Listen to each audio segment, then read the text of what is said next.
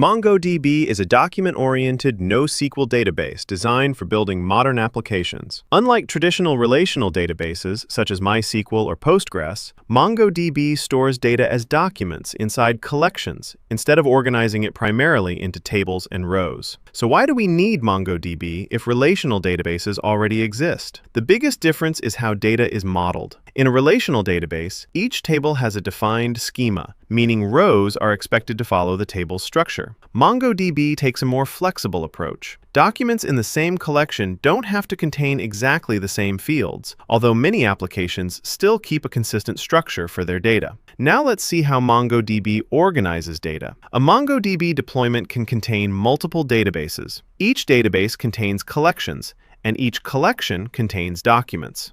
If you've worked with SQL before, here's a simple comparison. A database is still called a database. What SQL calls a table, MongoDB calls a collection. And what SQL calls a row, MongoDB calls a document. They're not exactly the same, but this comparison is a great starting point for understanding how MongoDB organizes data. A document is the fundamental unit of data in MongoDB. Unlike a typical relational row, a document can contain nested objects and arrays. For example, a user document might contain a name, email address, phone numbers, preferences, and an address, all stored together in a single document.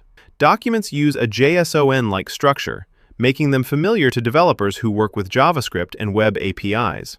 Internally, MongoDB stores documents using BSON, which stands for Binary JSON. Think of BSON as the binary format MongoDB uses to store documents. It is based on the JSON data model, but also supports additional data types. Now, let's look at relationships.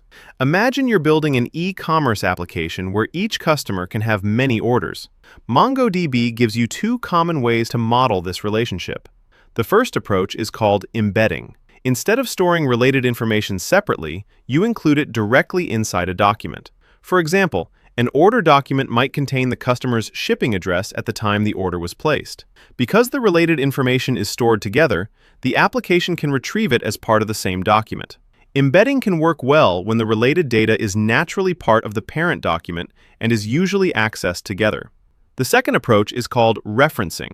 Instead of storing the customer information inside the order stores the customer's ID. The customer data remains in its own collection, and the application can retrieve it separately when needed. Referencing can make more sense when the same information is shared across many documents, changes frequently, or needs to be managed independently. So, which approach should you choose?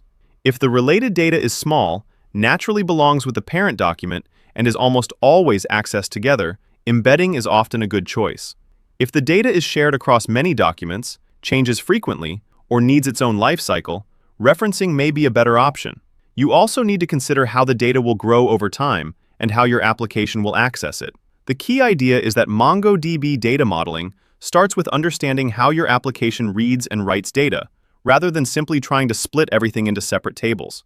In a relational database, normalization is often an important part of the design. In MongoDB, you may intentionally keep related data together when that matches the way your application uses it.